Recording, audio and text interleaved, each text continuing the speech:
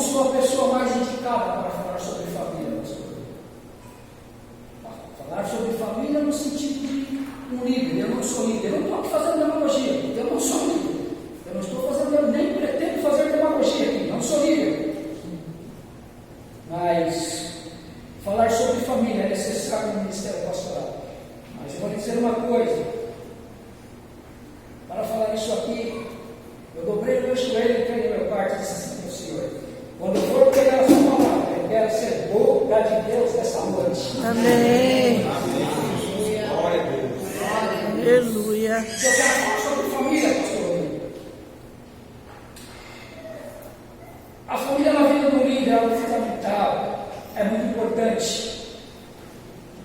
Cuidado quando o ministério pastoral estiver ameaçando sua família, pastor. Eu sei que não acontece isso, mas são os cuidados que podem acontecer quando o ministério pastoral estiver ameaçando sua família. O que eu quero dizer com isso? Existe tempo para todas as coisas. Mas tem coisas que são importantes na vida do seu ministério. E tem outras que são prioridades. Então, que você possa pesar. O que é importante? O que é a prioridade? A sua família é muito importante para Deus. A sua família deve ser muito importante para você. A sua família tem que ser importante para o seu ministério. E assim para a igreja Nova de Paz.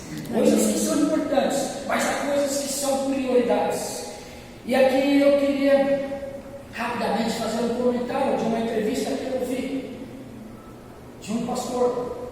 Eu acho que eu já comentei isso com você, mas aqui vale a pena falar novamente. O pastor Jabes de Alencar. Eu não sei se alguém aqui já ouviu falar dele. Ministério da Assembleia de Deus Bom Retiro. E eu ouvi uma entrevista desse pastor. Era um homem muito requisitado. Ele viajava pelo Brasil com sua agenda superlotada e sempre viajando. Eu conheci o pastor Jabes de Alencar também, através da rádio, fazendo programas de família. Isso aqui é muito interessante. Ele dava conselhos, ele e sua esposa fazendo programa de famílias, aconselhando pessoas, aconselhando casais.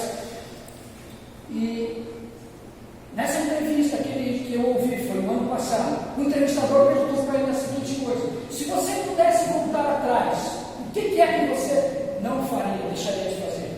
E ele disse o seguinte: eu abriria a mão de tantas agendas que eu fiz pelo Brasil e investiria tempo no meu casamento. Por que ele disse isso? O casamento dele faliu. Ele se separou. E isso, quando ele falou isso, eu tomei um choque, eu tomei um baque. Eu não estou dizendo, pelo amor de Deus, não entenda, não estou dizendo isso, mas isso pode ser um sinal de alerta para que a gente deve tomar os devidos cuidados. A sua família é importante no seu ministério. Então saiba discernir o que é importante e o que é prioridade. Há momentos, talvez, você não vai saber, como foi falado aqui muitas vezes, você tem que deixar a família e correr para atender o médico, ir para o hospital. Mas há momentos que a sua família é muito mais importante. Há momentos que a sua família precisa de você. Diálogo. Eu não estou dizendo que isso não acontece. Me entenda. Eu não estou dizendo que isso não aconteça. Mas há momentos que a sua família precisa de você. É o diálogo. É passeio. É interação. É viagem. É lazer. Isso faz parte também do ministério pastoral. Mais uma vez, eu não tenho experiência nenhuma para falar isso. Mas eu quero te dizer isso. Em nome do Senhor Jesus, saiba controlar o tempo. Aí eu me lembro de Timóteo, capítulo 3, a primeira carta pastoral que Timóteo escreve, no capítulo 3, versículo 4, que o líder tem que aprender primeiro a governar muito bem a sua casa. Ele tem que ser exemplo na sua casa. Então, o que Paulo ensina para Timóteo, o que ensina hoje, através dessa palavra, começando a governar muito bem em casa. Então, o meu desejo é que você também possa continuar sendo uma bênção na sua casa, cuidando dos seus. Cuidando dos filhos, cuidando da esposa, como você tem sido filho. Mas muitas vezes você, com o tempo, você pode ser pego de surpresa e deixar aquilo que é prioridade para atender aquilo que é importante. Pode acontecer, mas que Deus te abençoe que isso não aconteça. E continuando aqui, investindo tempo com o seu cônjuge, com seus filhos, no diálogo, uma refeição junto, isso é muito bom. E a igreja é uma coisa, irmãos, a igreja tem que estar atenta a uma coisa. Não cometer erros excessivos. Mas que erros excessivos que a igreja pode cometer, Luiz? Por alguns pesos sobre cobrança no ministério pastoral, do tipo: esposa do pastor tem que ser a líder das irmãs. Não, a esposa do pastor tem que ser a líder do departamento infantil. Não, a esposa do pastor tem que cantar no louvor. Irmãos, não, nós não podemos sofrer. Muitas vezes tem muitas igrejas que põem um excesso de carga sobre a família de um pastor. E isso não pode acontecer. E nós, como igreja, não devemos fazer isso. Muitas vezes nós, como igreja, achamos que os filhos do pastor têm que ser um super exemplo da igreja. E isso não pode acontecer. Pode trazer frustrações futuramente na liderança.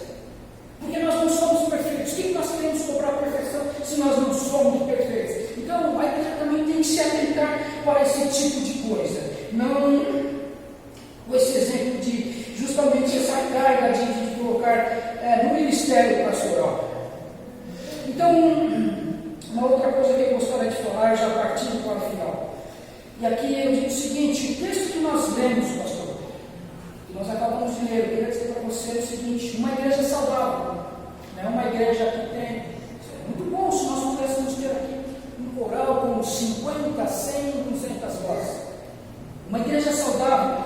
É muito bom se nós pudéssemos ter duas, três equipes de louvor completinha aqui. Uma igreja, seria muito bom, mas isso não é sinal de uma igreja saudável. Uma igreja saudável é aquela igreja que é bem alimentada pela palavra. E aqui eu tenho para isso. Eu acredito que nós estamos no caminho certo. Essa semana no grupo Zap, quando você falou sobre as apostilas, eu gostei muito da atitude de nossa irmã Terezinha. Ela disse o seguinte: eu quero uma apostila, porque eu sei que preciso aprender mais da palavra de Deus. Amém. E toda a igreja precisa, nós precisamos comer esta palavra. Não aparte da tua boca o livro da lei, medita nela de dia e de noite. Isso aqui é um mandamento para toda a igreja. Por isso que eu acredito que nós estamos no caminho certo com este curso. Deus vai nos dar um direcionamento melhor, nós vamos ter um aprendizado melhor, nós vamos crescer na graça e no conhecimento. Então veja, uma igreja saudável é uma igreja bem alimentada pela palavra. Amém. Mas quando eu estava meditando em tudo isso, eu estava pensando também, cada decisão a ser tomada, cada conselho, cada visita, cada Jordão que você tiver que atravessar, não há uma mão para a palavra de Deus. Ela tem que ser o seu guia, ela tem que te dirigir, ela tem que te conduzir em tudo que você for fazer. Porque a palavra tem poder para restaurar, para transformar, para mudar vidas, para salvar vidas, para transformar até mesmo uma nação. Isso é o poder da palavra, para salvar perdidos. Mas quando eu estava meditando também, eu queria deixar alguma coisa para nós agora, para a igreja. Eu estava meditando na vida de Moisés. Versículo 34 do livro de Deuteronômio vai fechar o livro. Disse Moisés morreu com 120 anos, cheio de vigor. Mas como nós olhamos também para o último capítulo de Josué, vai dizer que Josué morreu com 110 anos. Ambos morreram com idade avançada. Mas olhando para isso, eu pensei o seguinte: irmãos, na obra de Deus não tem limites de idade. Vou repetir: na obra de Deus não tem limite de idade. Ele pode usar uma criança, ele pode usar um jovem, ele pode usar um adolescente, ele pode usar um adulto, ele pode usar você de melhor idade. E aí você diz: como é que Deus vai me usar se eu já passei dos 60, dos 70, dos 80? Lembre-se de uma coisa, irmãos. Sabe quando Moisés estava no auge? Ele estava com 80 anos, depois ele serviu a Deus os 40 últimos anos da sua vida, ele morreu com 120, mas quando ele estava no auge, ele tinha 80 anos, assim como Josué provavelmente estava com 80, 85, então não tem limites de idade para Deus te usar. E eu acredito sim, irmãos, Deus pode colocar projetos e sonhos nos nossos corações, assim como Ele colocou no coração de Moisés, assim como Ele colocou no coração de Josué. E é interessante pensar que esta obra de levar o povo para a terra prometida não começou com Moisés, se estendeu até Josué, mas veio desde Abraão, ele veio desde os patriarcas até chegar a Josué. O que eu quero dizer com isso? Deus pode colocar um sonho no teu coração. Deus pode colocar um projeto no teu coração. Eu não estou perguntando quantos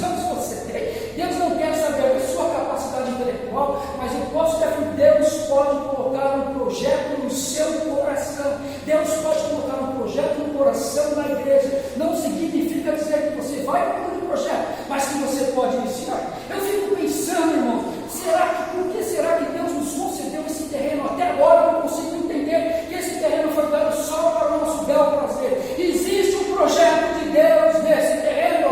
Amém. Eu acredito. E que Deus possa cumprir nas nossas vidas um projeto, eu não sei o que, ele pode começar lá na vida de qualquer um. Não significa dizer que Deus vai cumprir a sua vida, mas que ele possa começar. E para que você possa estar engajado nisso, o que ele quer de você? A sua sabedoria, a sua intelectualidade? Não. Ele quer de você. Tenha bom ânimo e medita na lei de Deus de dia e de noite, para que você possa ser um canal de bênção na mão de Deus. Amém. Eu quero finalizar dizendo o seguinte, e aqui eu quero finalizar, dizendo o seguinte: Josué foi referência para os nossos dias, ainda é um referencial para os nossos dias, assim como foi para o povo de Israel. E quando nós falamos de referência nos dias de hoje, é difícil. Como é difícil falar de líderes como referência. Porque, irmãos, infelizmente, nós ouvimos muito mais escândalos na igreja do que homens que têm realmente sido um referencial. Mas o que eu penso é o seguinte: Deus pode fazer da igreja um referencial através de você, pastor.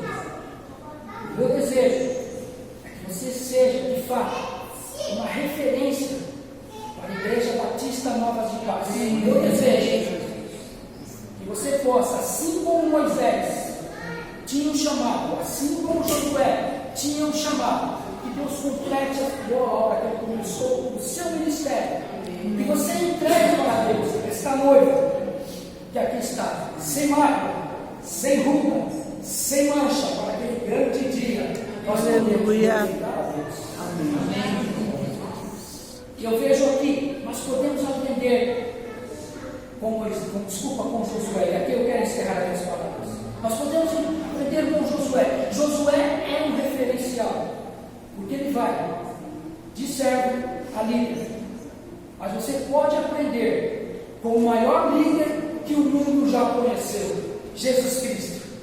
Ele não vai de servo a líder, ele deixou o seu trono de glória, e ele vai de rei a servo.